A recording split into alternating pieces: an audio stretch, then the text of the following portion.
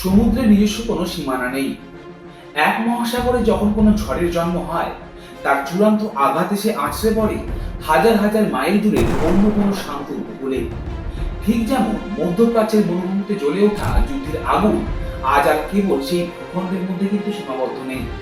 সেই আগুনের আঁচ এবার এসে লাগছে ভারত মহাসাগরের নোনা জলে। আর এই উত্তাপ এমন এক সংকট তৈরি করেছে, যেটা ভারতের তেল, অর্থনীতি এবং দশকের পর দশক ধরে তিল তিল করে গড়ে তোলা কূটনীতিকে এক চরম বিপদের মুখে দাঁড় করিয়ে দিয়েছে। নমস্কার, আমি শুভম, আর আপনারা দেখছেন অধ্যায়ন। আমরা আমাদের আজকের এই ভিডিওতে আপনাদের সামনে তুলে ধরার চেষ্টা করব সম্প্রতি মধ্যপ্রাচ্যে চলতে থাকা ইরান ও ইসরায়েলের যুদ্ধ আমাদের এই দেশ ভারতবর্ষের ওপর কিভাবে প্রভাব ফেলতে পারে। তাহলে চলুন আমাদের আজকের ভিডিওটি শুরু করছি। তবে ভিডিও শুরু করার আগে আপনাদের কাছে বিশেষ অনুরোধ, আমরা আমাদের এই চ্যানেলের মাধ্যমে আপনাদের সামনে তুলে ধরার চেষ্টা করব দেশ ও বিদেশের নানা রকমের অজানা তথ্য ও সাথে ভূরাজনীতির বিভিন্ন দিকগুলো। তাহলে চলুন আমাদের আজকের এই ভিডিও শুরু করা যাক। সম্প্রতি আন্তর্জাতিক ও ভূরাজনীতিতে এমন একটি খবর ছড়িয়ে পড়েছে, যেটা দক্ষিণ এশিয়ার নিরাপত্তা সমীকরণকে নতুন করে প্রশ্নের মুখে দাঁড় করিয়েছে। আর খবরটি হলো ভারত মহাসাগরের বুকে একটি ইরানি যুদ্ধজাহাজের উপর রহস্যময় আক্রমণ। আর চমকে দেওয়ার মতো বিষয় হলো, এই একই যুদ্ধজাহাজ কিছুদিন আগে ভারতীয় নৌবাহিনীর সাথে যৌথ সামরিক মহড়ায় অংশ নিয়েছিল। ঘটনাটি আপাত দৃষ্টিতে ছোট মনে হলেও এর পেছনের ভূরাজনৈতিক বার্তাটি অত্যন্ত গভীর। একটি ইরানি জাহাজ যেটা ভারতের জলসীমার কাছাকাছি বা ভারতের প্রভাব বলয়ের মধ্যে আক্রান্ত হলো, তা সরাসরি ভারতের সামুদ্রিক কূটনীতির ভিত্তিমূলে আঘাত করে। ভারত দীর্ঘদিন ধরে নিজেকে ভারত মহাসাগরের নিরাপত্তা রক্ষী হিসেবে দাবি করে আসছে, কিন্তু এই ঘটনার পর আন্তর্জাতিক মহলে একটি কথা শুরু হয়ে গিয়েছে। ভারত কি তার এই সামুদ্রিক কূটনীতিতে সত্যি যথেষ্ট সক্রিয়, নাকি পরাশক্তিগুলোর ছায়াযুদ্ধে ভারত ধীরে ধীরে একটি নীরব দর্শকে পরিণত হচ্ছে? আসলে এই বিতর্কের কেন্দ্রবিন্দুতে অবস্থান করছে তিনটি প্রধান রাষ্ট্র: ভারত, ইরান এবং মার্কিন যুক্তরাষ্ট্র। আন্তর্জাতিক সম্পর্ক বিশ্লেষকদের মতে, ভারত মহাসাগরে এমন একটি আক্রমণ যদি সত্যি ঘটে থাকে এবং নয়াদিল্লি যদি অত্যন্ত সতর্কতার সাথে প্রকাশ্যে এর কোনো সুনির্দিষ্ট প্রতিক্রিয়া জানানো থেকে বিরত থাকে, তবে আন্তর্জাতিক রাজনীতিতে ভারতের নিরপেক্ষ এবং শক্তিশালী অবস্থান নিয়ে প্রশ্ন ওঠা অস্বাভাবিক কিছু নয়। ভারত একদিকে আমেরিকার সাথে কোয়াড এবং অন্যান্য চুক্তির মাধ্যমে কৌশলগত অংশীদারিত্ব জোরদার করেছে, আর অন্যদিকে ইরানের সাথেও তার ঐতিহাসিক ও কৌশলগত যোগাযোগ রয়েছে। এই দুই বিপরীতমুখী শক্তির মাঝখানে দাঁড়িয়ে নিজের জলসীমায় ঘটে যাওয়া এমন এক ঘটনার ক্ষেত্রে ভারতের নীরবতা কি তার দুর্বলতার প্রকাশ, নাকি এটি এক অত্যন্ত সুচিন্তিত পরিপক্ক কূটনৈতিক নীরবতা? আর তা নিয়ে কূটনীতিবিদদের মধ্যে বিতর্কের কোনো রকম শেষ নেই। তবে একটি বিষয় পরিষ্কার, মধ্যপ্রাচ্যের সংঘাত এখন আর দূরবর্তী কোনো বিষয় নয়, এটি ভারতের উঠোনে এসে কড়া নাড়ছে। এই চাপ, অস্বস্তি আর এই ছায়াযুদ্ধ, এগুলো কিন্তু একদিনে তৈরি হয়নি। ভারত মহাসাগরের এই উত্তেজনা বুঝতে হলে আমাদের তাকাতে হবে মধ্যপ্রাচ্যের সেই রক্তাক্ত মানচিত্রের দিকে, যেখানে শক্তির ভারসাম্য সবসময় একটি কাঁচের ঘরের মতো। শতাব্দীর পর শতাব্দী ধরে এই অঞ্চলটি বিভিন্ন সাম্রাজ্য, ধর্ম এবং সম্পদের লড়াইয়ের সাক্ষী থেকেছে। কিন্তু আধুনিক যুগে, বিশেষ করে বর্তমান পরিস্থিতিতে, এই অঞ্চলের অস্থিতিশীলতার প্রধান কারিগর হলো তিনটি বড় শক্তি: ইরান, ইসরায়েল এবং মার্কিন যুক্তরাষ্ট্র। দশকের পর দশক ধরে এই অঞ্চলে চলছে আধিপত্য বিস্তারের লড়াই। ইসরায়েল এবং মার্কিন যুক্তরাষ্ট্রের দৃষ্টিতে ইরান এবং তার পারমাণবিক কর্মসূচি হলো এই অঞ্চলের সবচেয়ে বড় এবং অস্তিত্ব রক্ষার জন্য হুমকি স্বরূপ। ইসরায়েল বারবার আন্তর্জাতিক মঞ্চে দাবি করেছে যে ইরানকে যদি পারমাণবিক শক্তি অর্জন করতে দেওয়া হয়, তবে তা কেবল মধ্যপ্রাচ্য নয়, পুরো বিশ্বের নিরাপত্তার জন্য এক ভয়াবহ পরিণতি ডেকে আনবে। আমেরিকারও নীতি হলো যে কোনো মূল্যে ইরানের এই পারমাণবিক উচ্চাকাঙ্ক্ষাকে রুখে দেওয়া। আর এই লক্ষ্য অর্জনের জন্য তারা কয়েক দশক ধরে ইরানের ওপর কঠোর অর্থনৈতিক নিষেধাজ্ঞা চাপিয়ে রেখেছে, আর যার ফলে ইরানের অর্থনীতি পঙ্গু হয়ে যায় এবং তারা সামরিক বা পারমাণবিক খাতে অর্থ বিনিয়োগ করতে না পারে। কিন্তু অন্যদিকে তেহরানের দৃষ্টিভঙ্গি সম্পূর্ণ আলাদা। ইরান বিশ্বাস করে যে তাদের পারমাণবিক কর্মসূচি সম্পূর্ণ শান্তিপূর্ণ। এবং এটি তাদের সার্বভৌম অধিকার। ইরানের মতে আমেরিকা এবং অন্যান্য পশ্চিমা শক্তিগুলো ইসরায়েলকে ব্যবহার করে মধ্যপ্রাচ্যে ইরানের ঐতিহাসিক, সাংস্কৃতিক এবং কৌশলগত যে প্রভাব রয়েছে তাকে ধূলিসাৎ করার চেষ্টা করছে। ইরান মনে করে পশ্চিমা দেশগুলো এই অঞ্চলে নিজেদের তেলের স্বার্থ এবং ভূ রাজনৈতিক আধিপত্য বজায় রাখতে ইরানকে কোণঠাসা করতে চায়। তাহলে এবারে প্রশ্ন হচ্ছে, এই চরম অবিশ্বাসের ফলাফল কি হতে পারে? আর ফলাফল হলো এক নিরন্তর ছায়াযুদ্ধ। সরাসরি মুখোমুখি সামরিক সংঘাতের বদলে এই দেশগুলো বেছে নিয়েছে এক ভিন্ন পথ। কখনো সাইবার স্পেসে একে অপরের পারমাণবিক বা সামরিক নেটওয়ার্ক হ্যাক করা হচ্ছে, আবার কখনো নিখুঁত গুপ্তচর বৃত্তির মাধ্যমে প্রতিপক্ষের বিজ্ঞানীদের সরিয়ে দেওয়া হচ্ছে, আবার কখনো প্রক্সি গ্রুপগুলোর মাধ্যমে চালানো হচ্ছে সীমিত সামরিক হামলা। মধ্যপ্রাচ্যে সাধারণ মানুষের কাছে এই স্নায়ুযুদ্ধ এখন দৈনন্দিন জীবনের অংশ হয়ে দাঁড়িয়েছে। কিন্তু আমাদের প্রশ্ন হলো, কেন এই সংঘাত সারা বিশ্বের জন্য এবং বিশেষ করে ভারতের জন্য এত বেশি বিপজ্জনক? কেন ইসরায়েল আর ইরানের মধ্যে ছোড়া একটি মিসাইল ভারতের বাজারে সাধারণ মানুষের পকেটে টান ফেলতে পারে? আর এর উত্তর লুকিয়ে আছে ভূগোলের একটি ছোট্ট ও সরু জলপথের মধ্যে, যার নাম হলো হরমুজ প্রণালী। একবার কল্পনা করুন, ওমান এবং ইরানের মাঝখানে অবস্থিত একটি সরু সমুদ্র পথ। এর সবচেয়ে সংকীর্ণ অংশটি মাত্র 21 মাইল চওড়া, অথচ এই সামান্য জলপথটি হলো পুরো বিশ্ব অর্থনীতির লাইফলাইন। পৃথিবীর বুকে যত তেল উৎপাদিত হয় তার প্রায় 20% প্রতিদিন এই হরমুজ প্রণালী দিয়ে বিশাল বিশাল সুপার ট্যাঙ্কারে করে বিশ্বের বিভিন্ন প্রান্তে পৌঁছে যায়। সৌদি আরব, ইরাক, কুয়েত এবং সংযুক্ত আরব আমিরাতের মতো দেশগুলোর অর্থনীতির শ্বাস প্রশ্বাস চলে এই জলপথ দিয়ে। এটি যেন বিশ্ব অর্থনীতির একটা ধমনী। তাহলে একবার ভাবুন, যদি কোনো কারণে যুদ্ধ বেঁধে যায় এবং ইরান বা অন্য কোনো শক্তি এই হরমুজ প্রণালী বন্ধ করে দেয় বা সেখানে মাইন বিছিয়ে রাখে, তাহলে কি হবে? মাত্র কয়েক ঘন্টার মধ্যে বিশ্ববাজারে তেলের দাম কল্পনাতীতভাবে বেড়ে যাবে। তেলের সাপ্লাই চেইন সম্পূর্ণভাবে ভেঙে পড়বে। ইউরোপ থেকে এশিয়া প্রতিটি দেশের অর্থনীতি এক ভয়াবহ বিপর্যয়ের মুখে পড়বে। কারখানা বন্ধ হয়ে যাবে, বিমানের টিকিট সাধারণের নাগালের বাইরে চলে যাবে এবং নিত্য প্রয়োজনীয় জিনিসপত্রের দাম আকাশ ছোঁবে।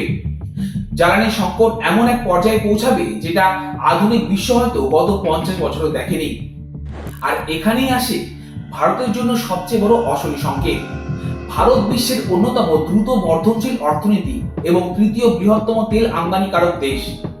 ভারতের মোট প্রয়োজনীয় তেলের প্রায় 85% আসে বিদেশ থেকে এবং এই আমদানির একটি বিশাল অংশ আসে ঠিক ওই মধ্যপ্রাচ্য থেকে, বিশেষ করে সৌদি আরব, ইরাক এবং সংযুক্ত আরব আমিরাত থেকে। যদিও সাম্প্রতিক বছরগুলোতে ভারত তার জ্বালানি আমদানিতে বৈচিত্র্য আনতে রাশিয়ার কাছ থেকেও বিপুল পরিমাণে তেল কিনছে, কিন্তু মধ্যপ্রাচ্যের উপর নির্ভরতা এখন ভারতের জন্য সবচেয়ে বেশি গুরুত্বপূর্ণ। যদি হরমুজ প্রণালী অবরুদ্ধ হয়, ভারতের মতো উন্নয়নশীল দেশের জন্য তা হবে এক বিশাল ধাক্কা। ভারতের বন্দরে তেলের জাহাজ আসা বন্ধ হলে বা আন্তর্জাতিক বাজারে ক্রুড অয়েলের দাম ব্যারেল প্রতি 100 বা $120 ছাড়িয়ে গেলে ভারতের অভ্যন্তরীণ অর্থনীতিতে সরাসরি রক্তক্ষরণ শুরু হবে। রাতারাতি বেড়ে যাবে পেট্রোল ও ডিজেলের দাম, আর ডিজেলের দাম বাড়া মানে পরিবহন খরচ বৃদ্ধি। পরিবহন খরচ বাড়লে কৃষকের উৎপাদিত সবজি থেকে শুরু করে কারখানার পণ্য সবকিছুর দাম লাফিয়ে লাফিয়ে বাড়বে। মূল্যস্ফীতি এমনভাবে আঘাত করবে যার সরাসরি ভুক্তভোগী হবে ভারতের কোটি কোটি সাধারণ মানুষ। অর্থাৎ মধ্যপ্রাচ্যের এক অজানা মরুভূমিতে ছোড়া একটি বোমা ভারতের একজন সাধারণ চাকরিজীবীর মাসিক বাজেটকে পুরোপুরিভাবে ধ্বংস করে দিতে পারে। হরমুজ প্রণালীর উত্তাল ঢেউ আর মধ্যপ্রাচ্যের বারুদের গন্ধ যখন ভারতের অর্থনীতিতে চোখ রাঙাচ্ছে, তখন নয়াদিল্লির সাউথ ব্লকের কর্তারা কি ভাবছে? একবিংশ শতাব্দীর এই চরম ভূরাজনৈতিক সংকটে ভারতের অবস্থান ঠিক কোথায়? এই প্রশ্নের উত্তর খুঁজতে হলে আমাদের গত এক দশকের ভারতের পররাষ্ট্র নীতির দিকে নজর দিতে হবে। রাজনৈতিক বিশ্লেষকদের মতে গত 10 বছরে ভারতের কূটনীতিতে এক আমূল এবং অভূতপূর্ব পরিবর্তন এসেছে। বর্তমান সরকার এবং প্রধানমন্ত্রী নরেন্দ্র মোদীর নেতৃত্বে ভারত মধ্যপ্রাচ্যের দেশগুলোর সাথে সম্পূর্ণ এক নতুন মাত্রার সম্পর্ক গড়ে তুলেছে, যাকে কূটনীতির ভাষায় বলা যেতে পারে কৌশলগত ভারসাম্য। একদিকে ভারত ইসরায়েলের সাথে নিজেদের সম্পর্ককে ঐতিহাসিক উচ্চতায় দিয়ে গেছে, আর ইসরায়েল ভারতের অন্যতম প্রধান প্রতিরক্ষা অংশীদার। অত্যাধুনিক সামরিক প্রযুক্তি, কৃষি উন্নয়ন এবং সাইবার নিরাপত্তার ক্ষেত্রে এই দুই দেশের সম্পর্ক এখন আগের যে কোনো সময়ের চেয়ে অনেক বেশি নিবিড়। কিন্তু অন্যদিকে ভারত অত্যন্ত সুচারুভাবে আরব বা গালফ দেশগুলোর সাথেও নিজেদের অর্থনৈতিক ও কৌশলগত সম্পর্ককে মজবুত করছে।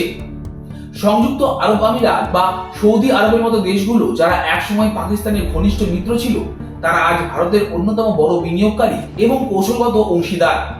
আবার ঠিক একই সময়ে ভারত চেষ্টা করে যাচ্ছে ইরানের সাথে নিজেদের ঐতিহাসিক এবং কৌশলগত যোগাযোগ বজায় রাখতে। চাবাহার বন্দরের মতো মেগা প্রজেক্টের মাধ্যমে ভারত সেন্ট্রাল এশিয়ায় পৌঁছানো যে স্বপ্ন দেখছে তার চাবিকাঠি রয়েছে তেহরানের হাতে। কিন্তু যখন ইসরায়েল এবং ইরানের মধ্যে সরাসরি যুদ্ধের দামামা বাজে, তখন ভারতের এই সবার সাথে বন্ধুত্ব নীতি এক ভয়াবহ পরীক্ষার মুখে পড়ে। একদিকে দীর্ঘদিনের পরীক্ষিত বন্ধু ইসরায়েল, আর অন্যদিকে জ্বালানি নিরাপত্তার অন্যতম উৎস ইরান ও আরব বিশ্ব। এই কূটনীতি রশি টানা ভারতের জন্য বর্তমান সময়ের সবচেয়ে বড় এবং জটিল চ্যালেঞ্জ। একটি ভুল পদক্ষেপ, একটি ভুল বিবৃতি ভারতের দশকের পর দশক ধরে তিল তিল করে গড়ে তোলা কূটনৈতিক সম্পর্ককে ধ্বংস করে দিতে পারে। তবে মধ্যপ্রাচ্যের এই সংঘাত কেবল আঞ্চলিক শক্তিগুলোর মধ্যে সীমাবদ্ধ নেই। এই দাবা খেলার আসল চালিয়াতরা বসে আছে ওয়াশিংটন, মস্কো এবং বেজিং এ। বিশ্ব পরাশক্তিগুলোর কাছে মধ্যপ্রাচ্য সবসময় এক লোভনীয় শিকার। কিন্তু কেন এই পরাশক্তিগুলো মধ্যপ্রাচ্য নিয়ে এত বেশি মরিয়া? এর প্রধান কারণ তিনটি: তেলের একচেটিয়া নিয়ন্ত্রণ, কৌশলগত সামরিক ঘাটের বিস্তার এবং বিশ্বের সবচেয়ে গুরুত্বপূর্ণ বাণিজ্য রুটগুলোর ওপর আধিপত্য। সুয়েজ খাল থেকে শুরু করে হরমুজ প্রণালী, এই জলপথগুলো নিয়ন্ত্রণ করা মানে বিশ্ব বাণিজ্যের কণ্ঠনালী চেপে ধরা। ইতিহাস সাক্ষী, পরাশক্তিগুলোর এই লোভ এবং কৌশলগত স্বার্থ মধ্যপ্রাচ্যে বারবার ভয়াবহ যুদ্ধে জন্ম দিয়েছে। 2003 সালের ইরাক যুদ্ধ কিংবা 2011 সাল থেকে শুরু হওয়া সিরিয়ার গৃহযুদ্ধ, এই প্রতিটি সংঘাতের পেছনে ইন্ধন জুগিয়েছে বাইরের পরাশক্তিগুলো। এই যুদ্ধগুলো শুধু লাখ লাখ মানুষের প্রাণ কেড়ে নেয়নি, বরং পুরো অঞ্চলের স্থিতিশীলতাকে কয়েক দশকের জন্য নষ্ট করে দিয়েছে। আর জন্ম দিয়েছে ভয়ঙ্কর সব জঙ্গি গোষ্ঠী, উস্কে দিয়েছে শিয়া সুন্নি বিভেদ। আজ যখন আমেরিকা বা অন্যান্য পশ্চিমা শক্তিগুলো নতুন করে এই অঞ্চলে তাদের সামরিক উপস্থিতি বাড়াচ্ছে, তখন বিশ্লেষকদের মনে সেই পুরনো ইতিহাসের পুনরাবৃত্তির ভয়ই বারবার ফিরে আসছে। তাহলে আগামীর দিনগুলো কেমন হতে চলেছে? এই সংঘাত কি বিশ্বকে তৃতীয় বিশ্বযুদ্ধের দিকে ঠেলে দেবে? আন্তর্জাতিক সম্পর্ক এবং সামরিক বিশেষজ্ঞদের মতে বর্তমান পরিস্থিতি বিশ্লেষণ করলে ভবিষ্যতে তিনটি প্রধান সম্ভাবনার চিত্র ফুটে ওঠে। প্রথম সম্ভাবনা, একটি লিমিটেড ওয়ার। এই চিত্রে কোনো দেশ সরাসরি সর্বাত্মক যুদ্ধে জড়াবে না, এর বদলে চলবে ছোট ছোট সামরিক সংঘর্ষ, ড্রোন হামলা, সাইবার অ্যাটাক এবং প্রক্সি গ্রুপগুলোর মাধ্যমে গুপ্ত হত্যা। এটি কোনো চূড়ান্ত যুদ্ধ নয়, বরং এক অন্তহীন রক্তক্ষরণ, যেটা মধ্যপ্রাচ্যকে চিরকাল অস্থিতিশীল করে রাখবে। আর দ্বিতীয় সম্ভাবনা, একটি রিজিওনাল ওয়ার। এটি সবচেয়ে ভয়ঙ্কর দৃশ্যপট। যদি কোনো একটি মিসাইল ভুল লক্ষ্যবশত আঘাত হানে বা কোনো চরমপন্থী পদক্ষেপ নেওয়া হয়, তবে Lebanon, Syria, Yemen, Iraq, Israel, Iran এবং উপসাগরীয় দেশগুলো একে অপরের বিরুদ্ধে সর্বাত্মক যুদ্ধে জড়িয়ে পড়বে। আর এই যুদ্ধ পুরো মধ্যপ্রাচ্যকে এক জ্বলন্ত নরকে পরিণত করবে, যেখানে কোনো দেশের সীমান্ত সুরক্ষিত থাকবে না। এবং সর্বশেষ সম্ভাবনা, এক ভয়াবহ বিশ্ব অর্থনৈতিক সংকট। যুদ্ধ আঞ্চলিক পর্যায়ে সীমাবদ্ধ থাকলেও এর প্রভাব অর্থনীতিতে পড়বে। তেলের সরবরাহ সামান্য ব্যাহত হলে বিশ্বজুড়ে সাপ্লাই চেইন ভেঙে পড়বে। মহামারী পরবর্তী বিশ্ব অর্থনীতি যা এখনো ধুঁকছে, তা আরেকবার গভীর মন্দার কবলে পড়বে। মধ্যপ্রাচ্যের এই সংঘাত আজ আর শুধু হাজার হাজার মাইল দূরে কোনো মরুভূমির গল্প নয়। এটি শুধুমাত্র শিয়া আর সুন্নির মধ্যে সংঘাত নয়, এটি এখন সরাসরি আপনার এবং আমার বেঁচে থাকা লড়াইয়ের সাথে যুক্ত। বিশ্ব অর্থনীতি, আন্তর্জাতিক কূটনীতি এবং সর্বোপরি ভারতের জ্বালানি নিরাপত্তা, আর সবকিছুই আজ ঝুলে আছে একটি সুতোর ওপর। যদি হরমুজ প্রণালীতে উত্তেজনা এক বিন্দু বাড়ে, যদি ভারত মহাসাগরে ছায়াযুদ্ধ প্রকাশ্য রূপ নেয়, তবে তার চরম মূল্য চোকাতে হবে ভারতের প্রত্যেকটি সাধারণ মানুষকে। পেট্রোল পাম্পের মিটার, বাজারের ফর্দ আর প্রতিদিন জীবনযাত্রা, সবকিছুতেই পড়বে এই যুদ্ধের কালো ছায়া। বিশ্বায়নের এই যুগে দূর দেশের বোমা শব্দ আমাদের ঘরের দরজাতেই করা নাড়ে। সময় এসেছে এই বাস্তবতা মেনে নেওয়ার, যে শান্তিতে থাকাটা এখন আর কোনো স্বাভাবিক অধিকার নয়, বরং এটি এক দুর্লভ বিলাসিতা। আর সেই বিলাসিতা ধরে রাখার জন্য নয়াদিল্লির কূটনীতিবিদদের এখন এমন এক দড়ির উপর দিয়ে হাঁটতে হচ্ছে, যার নিচে অপেক্ষা করছে এক ভয়াবহ খাদ। মধ্যপ্রাচ্যের আগুন কবে নিভবে তা হয়তো কেউ জানে না। কিন্তু সেই আগুনের আঁচ থেকে ভারত নিজেকে কতটা বাঁচাতে পারবে সেটাই এখন আগামী দিনের সবচেয়ে বড় প্রশ্ন। আপনার কি মনে হয় সেটা কিন্তু অবশ্যই কমেন্ট বক্সে কমেন্ট করে জানাবেন। আমাদের আজকের ভিডিওটি এই পর্যন্তই। আমাদের আজকের ভিডিওটি ভালো লাগলে লাইক, কমেন্ট ও শেয়ার করতে কিন্তু ভুলবেন না। আর আমাদের অধ্যয়ন চ্যানেলটিকে সাবস্ক্রাইব করে পাশে থাকা বেল আইকনটি অন করে দেবেন আমাদের চ্যানেলের নিত্য নতুন ভিডিওর আপডেট সবার আগে পাওয়ার জন্য। আমরা খুব তাড়াতাড়ি ফিরে আসবো আপনাদের জন্য নতুন কোনো বিষয় নিয়ে। ততক্ষণ অবধি সুস্থ থাকুন, ভালো থাকুন। ধন্যবাদ।